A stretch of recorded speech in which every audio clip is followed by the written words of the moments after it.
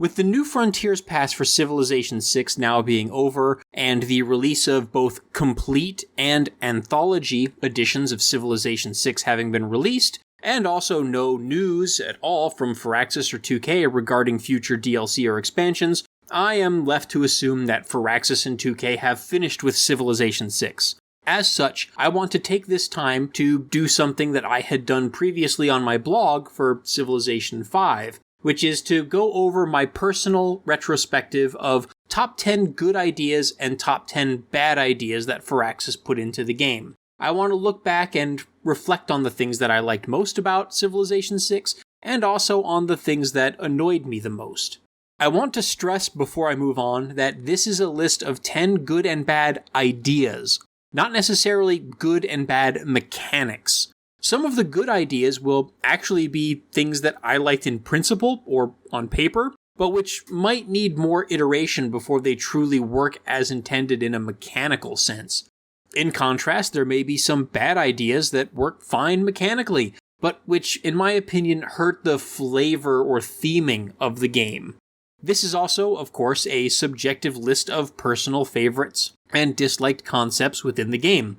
I'm sure there will be a lot of disagreement, and some of the things that I say here will probably be somewhat controversial with the rest of the player base. So I'm interested in hearing others' feedback. So if you agree with any of my points, or you vehemently disagree, feel free to post a comment and share your thoughts. And also, maybe like, share, and subscribe, and all that good stuff. It's kind of funny that most of the success that I've had with my personal blog over the years has been based on my Civilization 5 and 6 content. Yet, after doing this YouTube thing for about 3 years now, this is actually going to be the first video that I've done specifically and explicitly about the Civilization video games. I hope it performs as well on YouTube as my Civ content has done on my blog. The first post that I'm going to do is going to be top 10 good ideas. I'm going to be following it up in the future with another video about the top 10 bad ideas.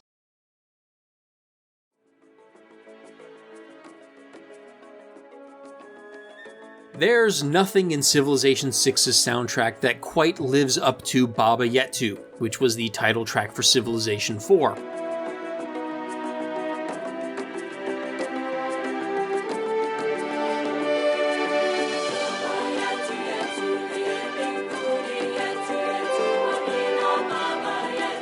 But then again, that song has also won Grammy Awards, so it's a pretty high bar to live up to.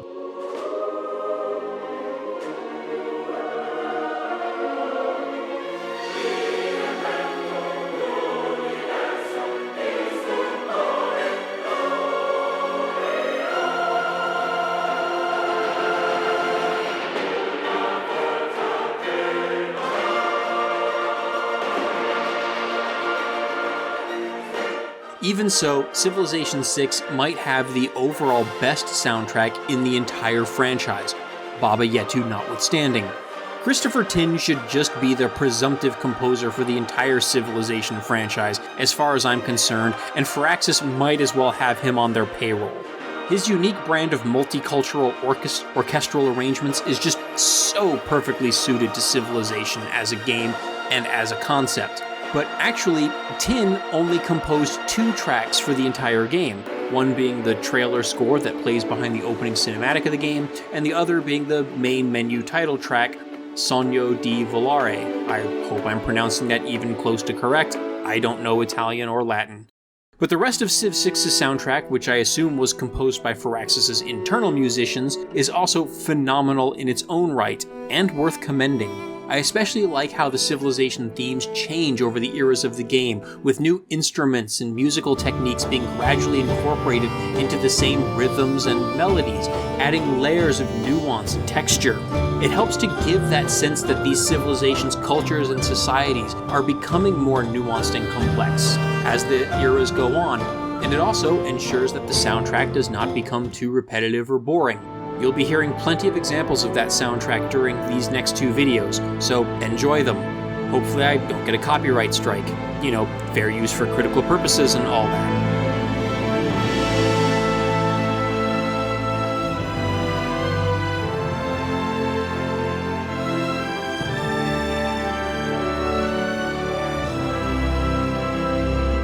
I expect this is going to be one of the most controversial takes that I'll have in this video, but I actually really like the idea of leader agendas, in principle. On paper, giving each leader an agenda gives the AI leaders more character and personality, and hypothetically improves their play by causing them to better utilize their combination of unique abilities and units. It's a good idea. On paper, anyway. In practice, however, it didn't quite work out as intended, and I'm actually going to go more in depth about that in the next video. I think this idea is probably something that could have used more iteration before it would truly live up to its potential, so I hope it's not completely abandoned when Firaxis eventually gets around to doing Civilization VII.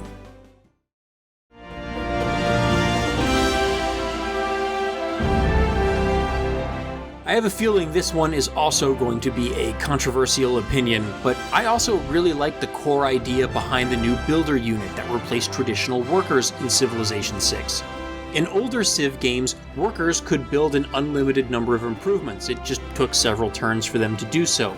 This meant that a player could spam, or capture, a bunch of workers very early in the game, and then use them for the entire game without ever having to invest further in their workforce, other than paying the maintenance cost for those civilian units. In Civilization VI, however, each builder now has a number of charges that limit how many improvements they can create. We can argue back and forth about whether they have too many charges or too little, but the core difference here is that a civilization must continue to reinvest in its infrastructure and civilian workforce over the course of the game as your civilization grows or as new infrastructure options become unlocked. Further, the limited charges means that you can't just be building improvements willy-nilly simply because you have that idling worker sitting around doing nothing. When the Gathering Storm expansion introduced natural disasters, keeping a few builders around to repair damaged improvement became much more important. This would come at the opportunity cost of not having spent all of the builders' charges on improvements for your cities. In older games, you'd just have spare workers sitting around with little or nothing to do because all the tiles had already been improved, and so repairing damaged improvements or cleaning up pollution or whatever was pretty much trivially easy. In Civ VI, however, the limited number of build charges at your disposal and the frequency of disasters and pillaging requires the player to be much more deliberate and thoughtful about what improvements you want to prioritize and where you place them. In addition to having to continually reinvest in your civilian workforce, cities in Civilization VI also cannot defend themselves automatically, as they could do in Civ V. You must build walls in Civilization VI for cities to be able to defend themselves from siege. Enemy units aren't able to simply walk in and capture an undefended city, as was the case in Civ IV and earlier, but the units would still have to spend several turns fighting the city itself. But the city is not able to attack back unless it has constructed walls. Further, there are multiple levels of walls, so border cities will have to reinvest in defense in order to repel invasions from technologically superior foes. Or at least, this is again the case in principle. In practice, however, city defense is still very easy in Civilization VI, and defenders tend to have an almost overwhelming advantage unless you bring a crap ton of units. So I'll be talking about this again in the next video.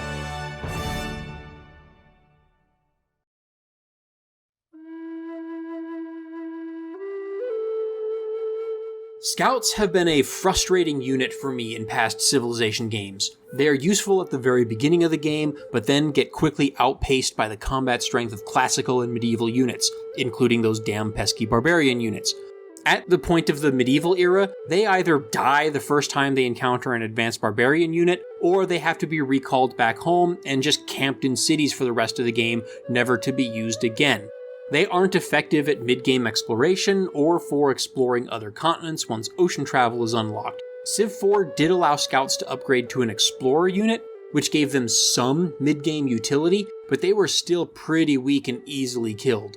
Civ V never had an upgrade to the scout at all, instead allowing it to upgrade into the normal ranged unit class, which then caused it to lose access to its fancy reconnaissance promotions.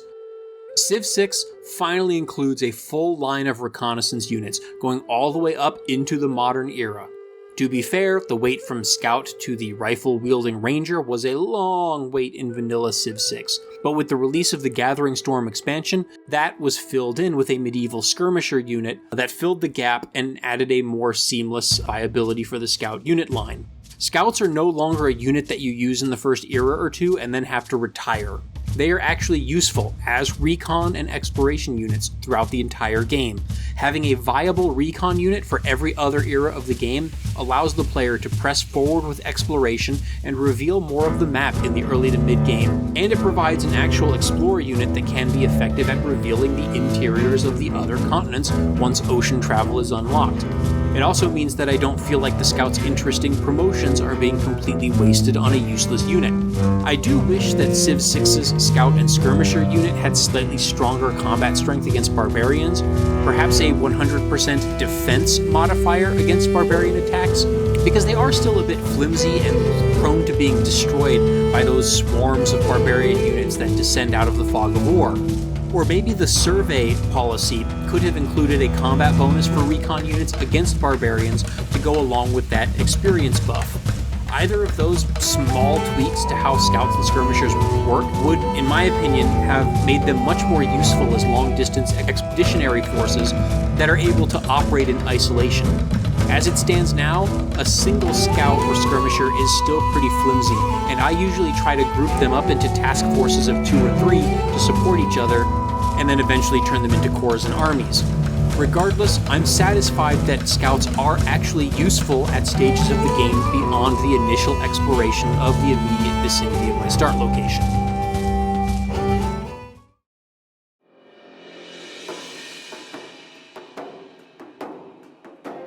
One of my biggest pet peeves with Civilization as a series has been its ongoing insistence on this winner-take-all, zero-sum, one-nation-to-rule-them-all philosophy of victory conditions. Winning at the exclusion of all other civs means that diplomacy is inherently never more than a means to an end.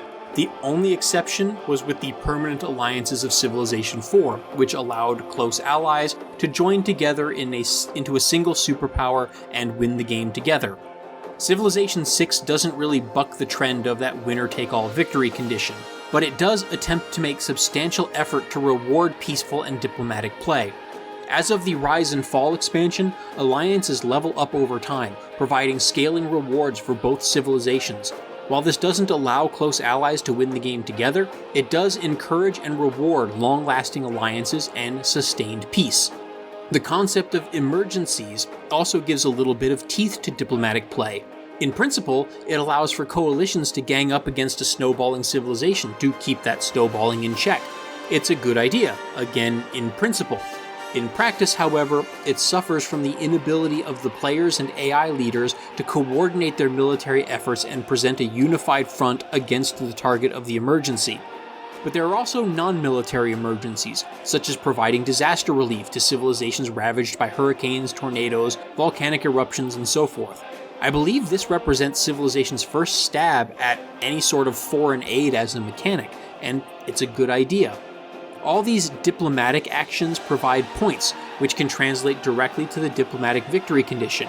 The diplomatic victory in Civ VI isn't just an economic victory as it was in Civ V, nor is it a religious victory as was the case in Civ IV.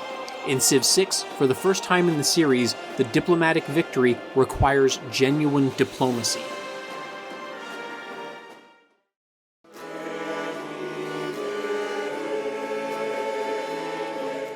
One of the biggest design goals of Civilization VI was making the map much more relevant to the gameplay experience. I personally feel that Civ VI is a resounding success in this particular department. Terrain adjacency bonuses for districts, placement restrictions for wonders, and stricter movement rules for rough terrain all make the player have to much more carefully consider where we put our cities, how we grow and specialize those cities, and also how we maneuver our units and plan for battles and wars. The map itself has so much more character in Civilization VI, and the shape of my civilization in any given playthrough feels like much more of an emergent property of that underlying terrain. The natural disasters added by Gathering Storm further add to the sense of the game world as a sort of character, since the world itself now reacts to how the civilizations are treating it. Civilization VI's cartoony visual style was criticized heavily when the game launched, but I always liked how informative it is. The simple, vibrant graphics combined with the unstacking of cities into color-coded districts allows the game map to convey a lot of information about the game state in a manner that is easily readable at a glance. Not only can the player see exactly what infrastructure is in every city, but the game also shows structures that are currently being built, including different graphics for various states of wonder construction progress to give the player an idea of how close that wonder is to completion. There are also distinct animations for improvements that are being worked. This not only makes the world look more alive, but it also gives the player a better idea at a glance of what your cities are producing and what enemy cities might be producing, without having to navigate through different screens or menus. I can look around the map to see if anybody else is building the Forbidden Palace, for example, and decide to not even bother starting the wonder if I see that some other civ already has it more than halfway built.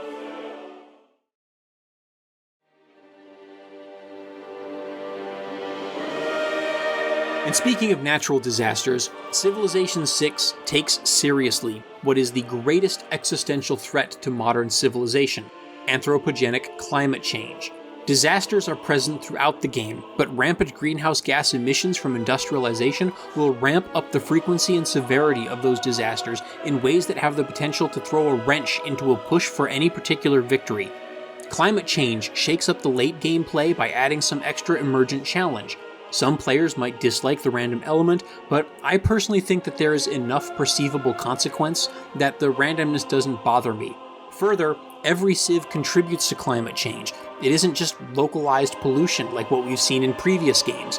Everybody has a stake in how all the other civs are developing their industrial and military infrastructure. This can force late-game conflict if a particular civ is refusing to rein in emissions. However, there is a big fat but that goes along with this particular mechanic. It doesn't quite go far enough, but I'll be talking more about that again in the next post about the top 10 bad ideas, so stay tuned.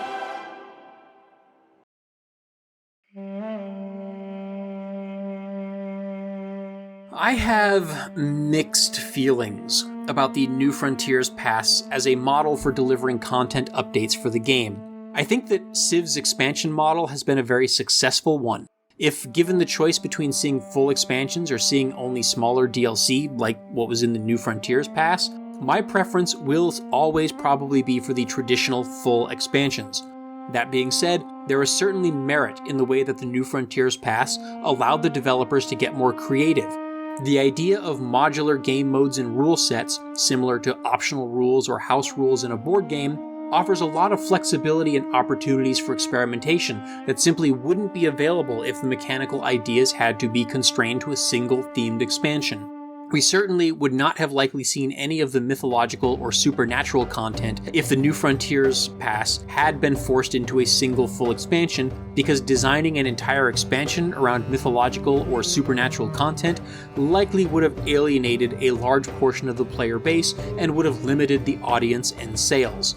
I personally don't care for the mythological and supernatural game modes offered by the New Frontiers Pass, and to be honest, I didn't play them. I focused instead on the new civilizations and leaders and the few historically themed game modes.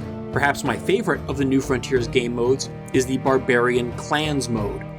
One of the complaints with Civilization as a model of world history has been the dehumanizing approach that it takes towards its barbarians. They are treated more like wildlife or a force of nature rather than human beings. They cannot be reasoned with. All they do is wander the map and kill and pillage without any real goal or motive, and certainly without any remorse. It's a problematic depiction, to say the least, because throughout history, the term barbarian, or savage, or any of other various synonyms, has been used by powerful cultures to disparage smaller, less powerful cultures, no matter how advanced or compassionate they might be. The Barbarian Clans mode in New Frontiers is the first version of Civilization, outside of custom scenarios, that starts to treat the barbarians a bit more as people. For starters, each clan is given a name and a symbol as a placeholder for a simple cultural identity. Mechanically speaking, the major civs can actually negotiate with them by bribing them to not harass your cities or trade routes, to hire their armies as mercenaries, or even to sick them on rival civilizations or city-states. and if they are left alone to their own devices long enough, they can even found their own city-states, bringing them completely in line with all the other civilized peoples of the game. The representation is not perfect by any stretch of the imagination. The barbarians are still treated as mostly irrational. They don't really have any specific wants or goals. The only way to reason with them is to bribe them with gold, and it's also problematic that they become civilized by settling down and founding a city. This completely invalidates their former tribal existence as being a civilized way of life, as if living a nomadic or pastoral lifestyle makes them less human. Nomads and pastoralists still exist today, and they are no less human and no less civilized than you or I. Nevertheless, I think clans is a step in the right direction for Civ's treatment of barbarians. Personally, my hope for future Civ games is that the concept of barbarians will be completely removed from the game and replaced with something more akin to a nomadic or pastoral equivalent of city-states. Instead of being generic barbarians, they could be given names and unique attributes based on historic nomadic or pastoral groups, such as the Lakota or Sioux, the Navajo, Papuans, classical Slavs and Turks, Huns, Mongols, Vikings, and so forth. Just like city-states, they would be inherently neutral cultures that have some limited diplomatic interactions and some unique perks for being friendly with them. Unlike city-states, they would not build permanent cities, but rather move around regions of the map. This would allow more diverse cultures to be represented within the game and would validate the lifestyle and cultures of millions of people throughout the world.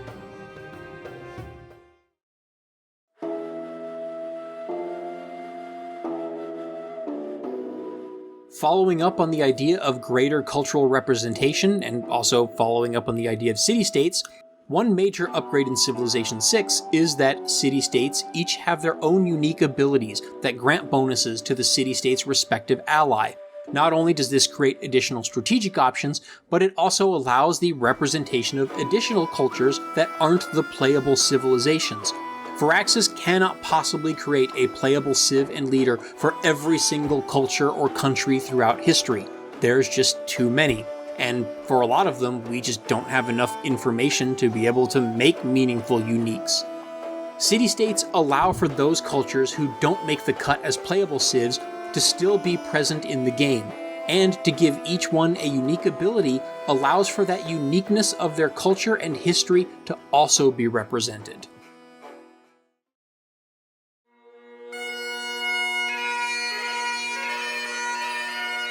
And we're not done talking about cultural representation yet, because that is also the topic of the #1 good idea in Civilization VI. I've always seen the Civilization games as some kind of learning tool, almost as much as they are an entertaining video game. Even though Civ does not even attempt to follow the course of real-life history, its systems and strategies have some educational value. And of course, there is the Civilopedia, which does provide extensive historical context for most of the content of the game. Something that I really like about Civ VI in particular is its emphasis on representing cultures and leaders who have not gotten much attention in previous entries in the series. While there are still some of the common mainstays that we've seen in every Civ game, like Gandhi and Montezuma, there are also plenty of fresh faces. Typical leaders like Julius or Augustus Caesar or Napoleon, who have been in almost every game previously, have been passed over in Civ VI and replaced with other characters that I know little to nothing about, such as Trajan of Rome, Chandragupta of India, and Catherine of France. It's nice to get to learn about some new history that I didn't know about from playing previous games in the series. One of my personal favorite historical anecdotes that I learned from Civ VI is the story of Tamiris of Scythia and her war against Darius of Persia, culminating in an epic act of revenge for the Persians having murdered one of her sons. Scythia is a civilization that had never been included in the series before, as the niche role of mounted archers from the steppe archetype was usually filled by civs like the Mongolians or the Huns in previous games. I also like that each leader has a specific ability that is separate from the civilization's ability. Further, Firaxis provided multiple leaders for some civilizations, with each leader having a different ability that modifies the ability and playstyle of the civilization. Having separate civ and leader abilities and having multiple leaders available for each civ should, in my opinion, be a staple of the series moving forward. This could allow, for example, representation of multiple dynasties of Egypt to be included as alternate Egyptian leaders, from Ptolemy to Ramses to Cleopatra. Similar logic could be followed for civs like England and France, allowing alternate leaders to represent these nations' medieval, Enlightenment, and modern histories. I'm imagining a civ game with, say, Richard the Lionheart and his unique longbowman, followed by Queen Victoria with her unique redcoat, and Winston Churchill with a unique Spitfire unit, all being available as leaders for England in the same game. This just opens up so many possibilities for additional representation, not only between civilizations, but also within civilizations. Because civilizations aren't just monolithic entities throughout all of history, they grow and change over the course of time. Something that civilization has never really quite modeled in any way. Creative use of this feature could also allow some pairs or groups of civilizations to be collapsed into one civilization, with different eras of that civilization being represented by different leaders. For example, one could argue that the Byzantine Empire is just a continuation of the Roman Empire. Hypothetically, a civ game could drop the Byzantine civilization completely and incorporate a Byzantine emperor as an alternate leader for Rome, complete with his or her own Dromon and/or Cataphract and/or Tagma unit, and Byzantium-inspired ability. This could potentially free up development resources for Firaxis to represent a different culture as a full civilization that had never been in the game before. If given the choice between seeing Byzantium represented once again or having a new civilization and leader like Scythia and Tamiris, I would rather have the new civilization and leader. Another example could be representing something like, say, the Holy Roman Empire as an alternate leader for another civilization, instead of needing to have a whole Holy Roman Empire civilization. The precedent of leaders like Eleanor and Kublai Khan being available as leaders for multiple civilizations could easily be adapted to the Holy Roman Empire. Charlemagne, Otto I, Frederick Barbarossa, or other Holy Roman Empires could arguably be alternate leaders for France, Germany, and/or Italy.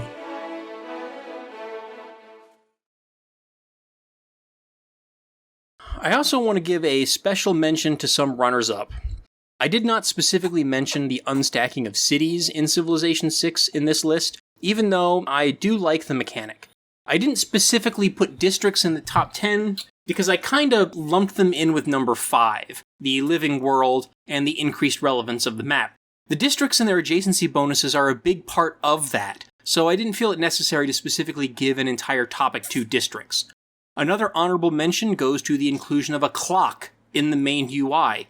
As someone who easily loses track of time while playing Civ, having a clock on the screen is a godsend. Now I just need to hope that Cities Skylines 2 will include such a clock as well. In a couple weeks, I expect to publish the follow-up video listing my top 10 bad ideas in Civilization VI. By the time you're watching this, there might already be a preview of that video available to patrons. All my content creation is funded through the voluntary support of viewers like you through Patreon. I really hope that if you enjoy this content, you'll consider becoming a supporter as well. Either way, thanks for watching, and stay tuned for more Civilization content in the weeks to come.